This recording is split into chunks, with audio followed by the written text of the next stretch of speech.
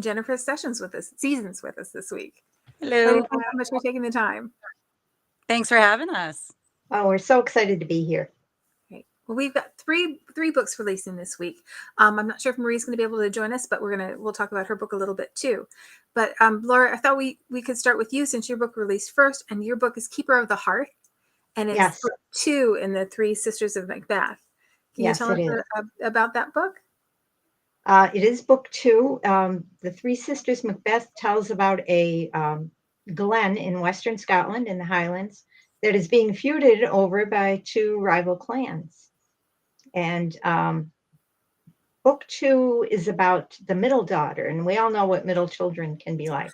They're usually self-sacrificing, and they tend to not put themselves first. And that's true of Rian. Her name is Rian. But things change when there's a war on your doorstep.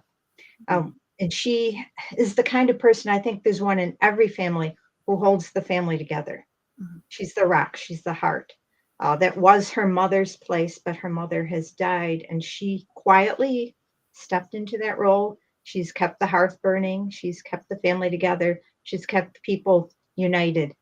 But now she thinks things are going to change, and yes, they are going to change for her. She's very interesting because one of my favorite lines in the book is both of her sisters, her older sister and her younger sister, are also warriors, and they will go out and fight with the clansmen if they have to. Her older sister, Moira, who was in the first book, actually leads the clan at this point, and her younger sister is a seer, but also she will go to war. Wow. Rian has never trained with a sword, but one of my favorite lines, as I say, is, if the fight came to her door, she would have a sword in her hand. And I think that's true of a lot of women. Yeah. Mm-hmm. When it comes to defending your home, you will do what you have to do. Yeah. And such a nice contrast between the sisters too. Yes. So we talked a little bit before we got on camera about fires and hearths. And Yes. and I love that idea of the symbol, like as the hearth of the symbol of the home and the family and Yeah, I mean, hearth and heart are very close together. Mm-hmm. So, the fire was very much the heart of homes before there was central heating. Mm-hmm. It was often the woman who got up, as I do, before daylight and got the fire going to feed her family, to warm her family, to gather them around together, and to be a family unit. Mm-hmm. And it's like an extra member. This Yes. is almost like a living thing within your home. That It's funny because, as I was telling Evelyn, we heat with wood in my house. And in the evenings, you can actually, if it's quiet, you can hear the fire breathing. Mm-hmm. It breathes in and out. You can hear it just like someone respirating. Yeah. Yeah. And of course, fire is a very strong symbol in Celtic mythology. It's one of the 4 elements that control the world for them. Awesome. So who's our hero in this story? Oh, the hero. He's a man who always chooses laughter. His name is Leith MacLeod, and he's a member of the opposing clan. And he is cousin to the chief, who is bent on destroying everything. But he doesn't want to destroy everything. Unfortunately for him, he gets captured. And Rian, who is a healer as well as being the keeper of the hearth, treats him. And a little bit of magic happens between them. We could all use a little bit of magic, I think. I like a little bit of magic and everything. Yes. And you said the last sister is a seer. Yes, she is. Sarah is a seer. She will be in the last book. Her book is Keeper of the Light. And she keeps the spiritual world of her people. Mm. They have a standing stone circle up on the rise on their side of the glen. And that is where she's anchored. And I'm not going to give anything away, but her story is going to be pretty interesting. Sounds wonderful. It sounds wonderful. It does. Thank you. Yeah. Awesome. Well, we have things to look forward to then. Oh, so much to look forward to. Yes. I did a lot of Celtic research. I've loved Celtic mythology and the Celtic world since I was a child. And there's a 3-faced goddess in Celtic mythology. It's the maiden, the mother, and the crone. Mm-hmm. And I did incorporate them into the bodies of these 3 sisters, even though they're sisters. rather than a daughter and a mother and a grandmother, Mhm. because they embody the different strengths of each of those Oh, faces of the Celtic goddess. yeah. That's really neat. Yeah, that is Yeah. really Yeah, awesome. it was fun. So much fun. Oh, awesome, awesome. So the next book that we had that released this week is Mayfair Misfits, which is Jennifer's Dragonblade debut, book one in the Castleberry series. Can you tell us about the book in the series, Jennifer? Yes, I would love to. So it's basically it's set around five siblings, this whole series. And the first one is the oldest daughter, Carenza, whose time is running out on being able to make any choices in her life. Dad is saying get married, and she doesn't want to be owned, and she has a need to live life on her own terms within the confines of society where she is. And so she fights against it, and she sneaks out at night because that's what she can do. And she has created this kind of alter ego life for herself as a tavern singer down in Covent Garden. Oh my And goodness. yeah, and it's neat. And dad gets, he kind of gets a whiff that, hey, something's going on. The servants finally give it up.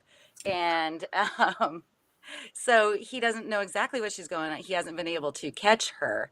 And he hires basically a tracker to find her and bring her home. And that's where our hero enters in. Oh And yay. so it's a big forced proximity, bodyguard, historical Oh romance. yay. Yeah. Oh, we don't often get this. I love that. Yeah, I mean, it was this thing when the story came to me, this woman who is so incredibly determined to say this is my life, regardless of the consequences. And even when Damon brings her home, she's like still out the window. She doesn't stop until life gets really real for her, and this forced betrothal and some dangerous elements come into it, and life forces other decisions on her. And so Damon, the hero of our story, is a commoner who learned to track from his mother, who is a Spanish Gitano gypsy seamstress who came over into London. And she unfortunately died when he was really little, but he remembers this skill that he learned from her. And it's kind of a way of honoring her, but also it's an incredibly lucrative living because he can find things for the rich and famous. Awesome. Which puts him Uh, in circles that he would not necessarily be in otherwise, exactly. too. And it gives him information. And he's privy to a lot of information that most people want kept hidden. Oh, there's so many things to get interested about in that story. It's great.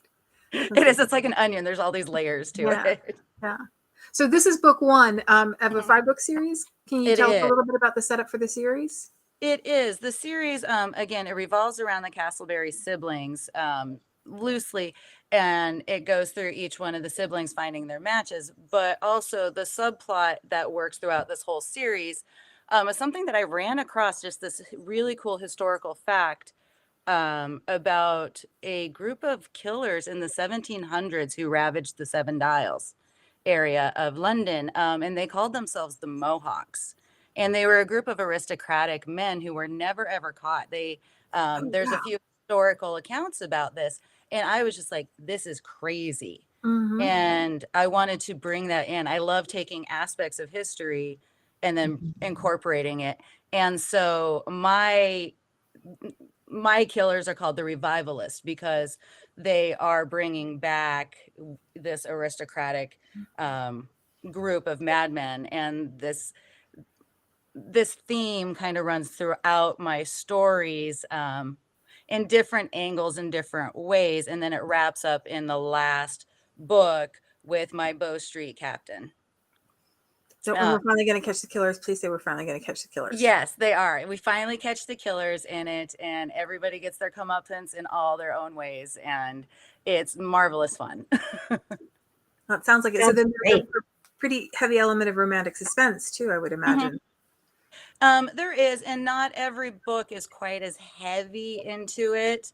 This book being more of a setup into the series had to introduce the revivalists in, and So it is more directly related, but each book there has this tie-in into this group of aristocratic killers, and then ultimately the last book, Bow Street Runner, or sorry, Bow Street Baron, kind of just everything goes kaboom.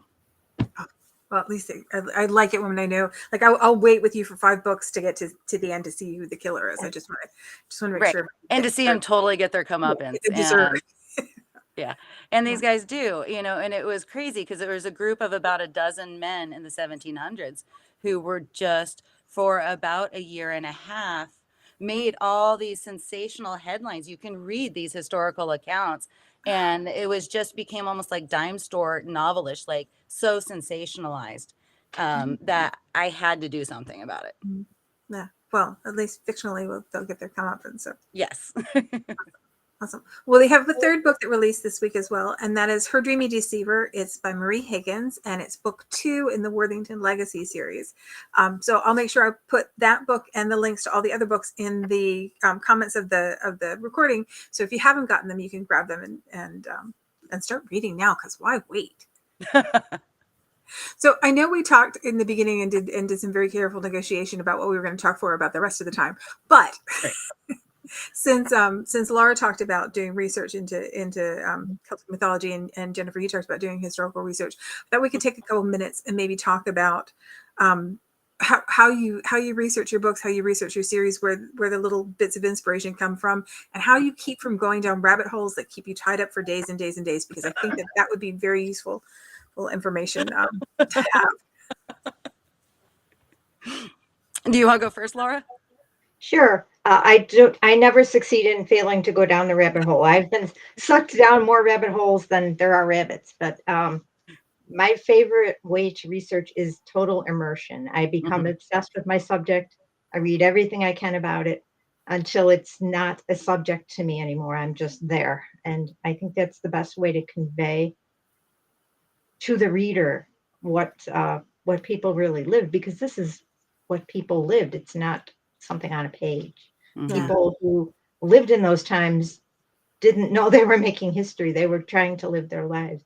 So I like to just completely immerse myself with the music of the time and the events of the time and the way they dressed and how things smelled. And I really hope that comes across in my books. Yeah. Well, I can't imagine it not coming across. I really wish that history, the way it had been taught in school, had more of that, because as I've gotten to be an adult, there's so much to just be entranced by, and none of that happened, when you're learning about it in school. But it's what you're talking about, that idea that they were people living their lives to the best of their ability, and when you can find the empathy in that, then you get to go into a whole different immersive place. Absolutely.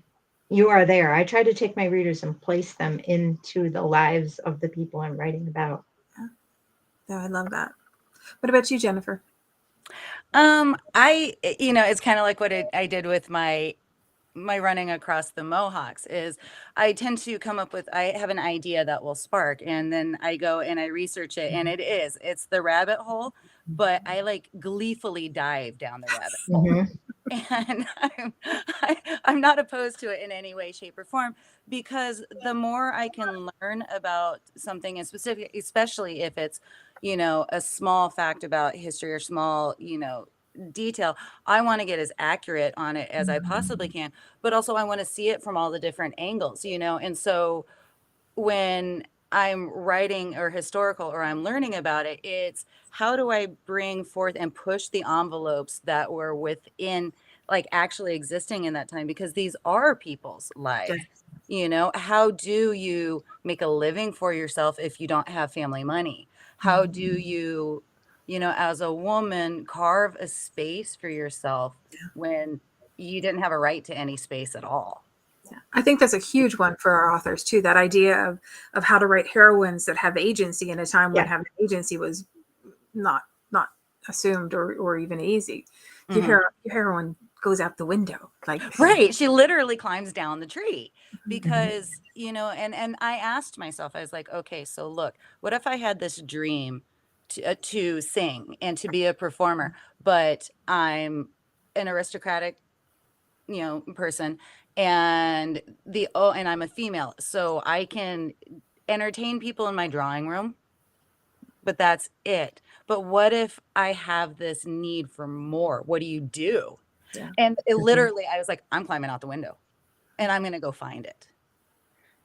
But how do you be subversive, in a world that has so much management of you? Yeah. So, yeah. And then I find like the logistics. How do you even get from point A to point B covertly? Yeah, Or, we've done that how long do carriage rides take and what can you really do in a day thing, and can you hide that kind of gun in your muff? It's like right. and that's like that's Exactly. one of the things that I really love about Dragonblade books too. Is like I know if you guys tell me the story, I can count on it being a researched story. I can count on like I can take my plausible deniability and my willing suspension of belief, and I can go the whole way in the story with you. I love that. Right. I also think that one of the best things in an author's arsenal is the question, what if? Mhm. I've sparked so many books with the question, what if such and such happened or such and such happened? And there it rolls. And also a lot of good things come from rabbit holes.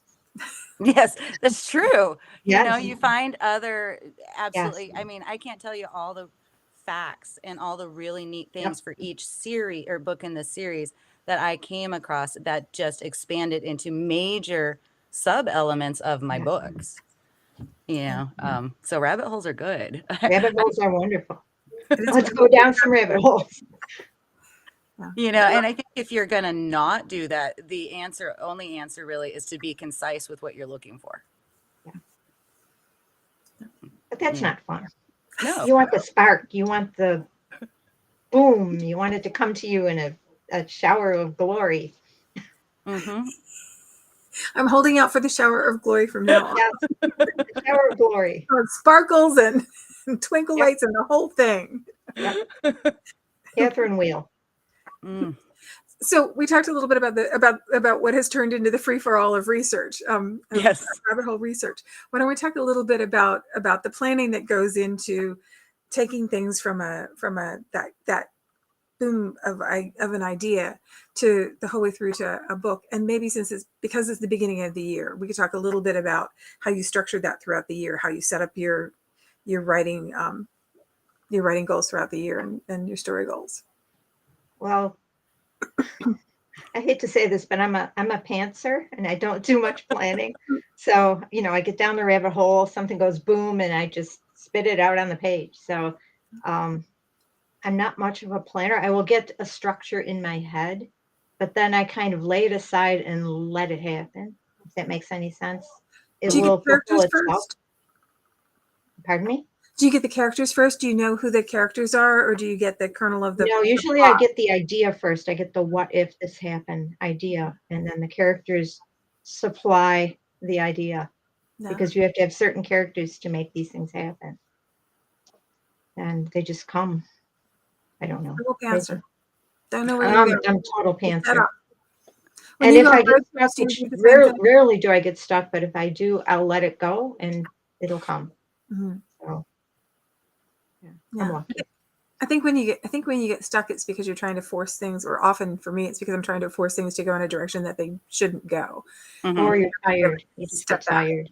Yeah. Yeah. That's it. Yeah. That's it. Let it be and it'll happen. So What about you, Jennifer? I tend to get the idea and then I do the rabbit hole research. And that kind of forms my plot and my idea. And then I go and I generally draft. I try to draft out just, I don't know, 3 or 4 sentences for each chapter for, structurally usually about the first 10 chapters. Because once I actually get in there, it's always going to change. And my story, I learn my characters, I learn all that sort of stuff. Sorry.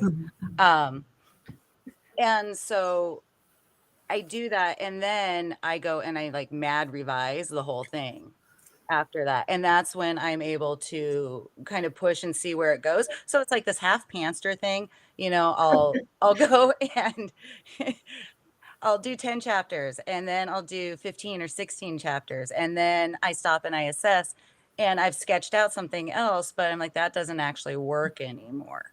Yeah. you know, and so it's roughly guided, but the characters and the story itself at some point kind of always takes over. Yeah. I think there's that point where you realize you're about 3/4 of the way through the book, and the people that you're writing about now are not the people that you started. They're not the same people because you know them so much better now. And Yeah. you have Or to they really- take over. yeah. Yeah. Mhm. You have to really go back Yeah. through and make sure that there's continuity between, who they started out as and who they are. Right.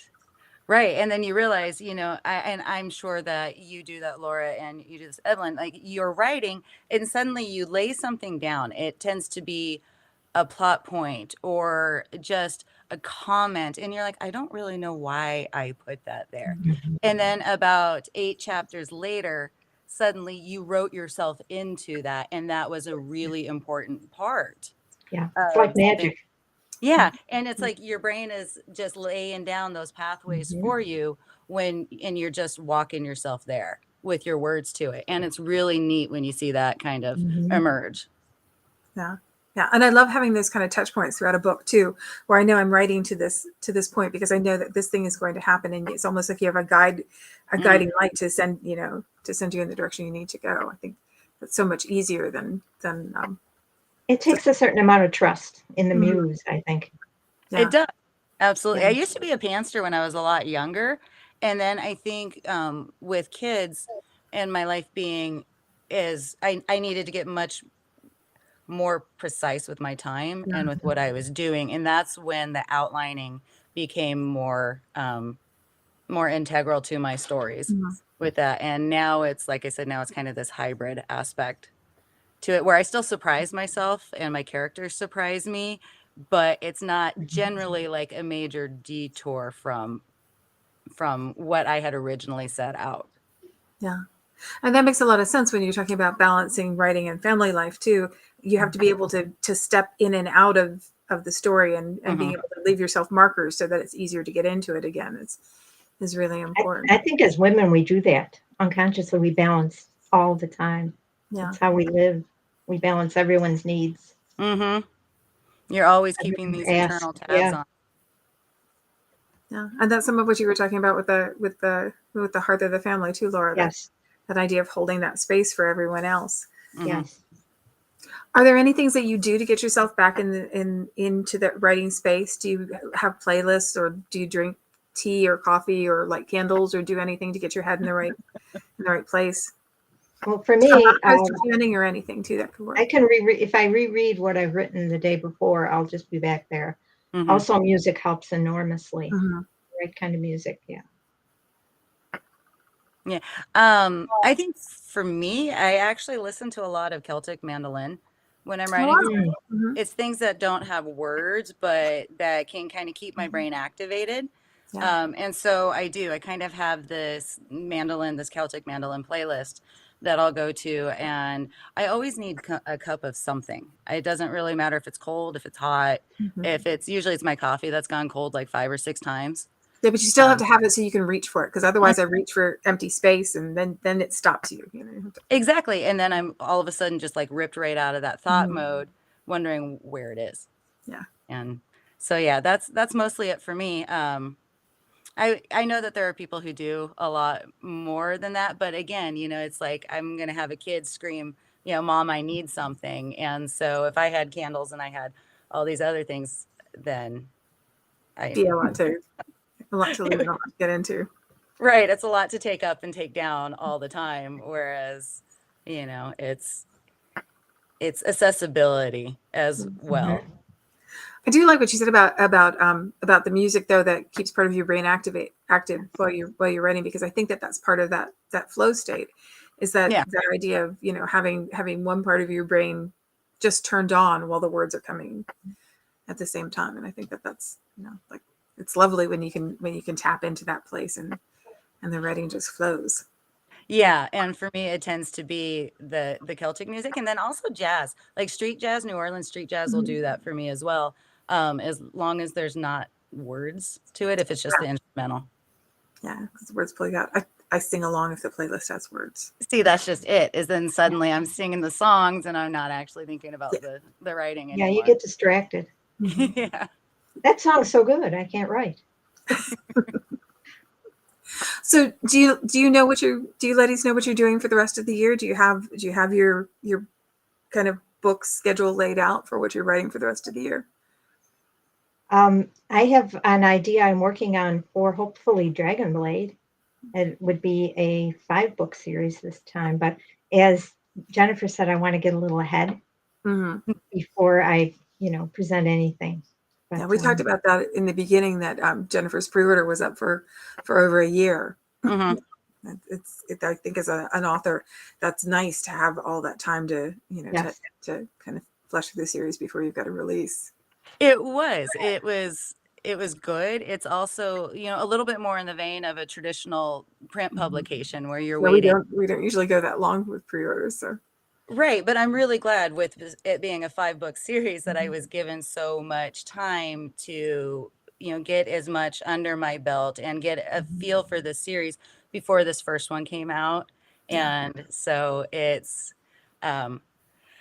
this year, sorry, that what is coming up is finishing out all of these. And I have something that I'm hoping that working on for Dragonblade. And then I like Christmas novellas. They're always fun. Oh yeah. Yes. So I'll be doing that. But mostly it's kind of writing ahead. It's getting this, getting set out with this 3-book series that I have for this next year. Yeah. And just kind of really getting rolling on that. Oh, that sounds awesome, and there's something lovely about knowing where you're going next, too. I think. Yes, it's comforting. Mm-hmm. Mhm. Well, we do Christmas novellas. We usually do a Christmas novella anthology. So hopefully. Oh, do you? Yes. Yeah, we do almost every year. I'm not sure if we have one planned for this year or not, since we're just passed into the new year. Right. I'm not sure. Right. I know. I think everybody's a little bit past the Christmas part. I know that I'm starting to look forward to spring already. Yeah. Yeah. Well, you guys are up where it's colder than it is here. We get spring a little bit earlier in Virginia, so I don't have to wait quite as long. Is everybody ready for the snow this weekend? No. No. My dog doesn't like it. Oh. He doesn't want to put his paws in the snow, so I have to carry him. Do you just have the one dog? Yeah. Yes. No. Yeah, my husband and my kids are skiers, so they're all excited. Oh yeah. But I'm like a bear. I hibernate in the wintertime. I am not really a cold weather person at all. So I bloom in the spring. I grew up in Pennsylvania, and so snow is not a big deal. And then moved south, and we won't have bread or milk in 2 days. There'll be no bread, there'll be no milk, nobody will be going anywhere. And then we may or may not actually get the snow. So Right. Yeah. No, I think I we're think supposed it's to get here, some. Yeah. Well, we haven't had any yet this year, so I'm hopeful because it's pretty. So We've had more rain here in Massachusetts. It's amazing. well, ladies, it was lovely to talk to you this week. Excuse me, I think my voice held out just almost long enough to get to the end. I'm going to say the same thing I say every week. I'm going to try and say it with a clearer voice. That Dragonblade books are the very best deal on pre-order and release. So you want to grab them when they're available on pre-order and release. If you don't get them then, you can always read them Kindle Unlimited. I'll make sure I pop the links to everybody's books, including Marie's, in the comments. So if you haven't gotten them yet, you can grab them and start reading in the snowstorm this weekend. Yes, exactly. Thank you so much for taking the time to talk to us. All right. Thanks thank so much you. for having me. It was fun. Thanks.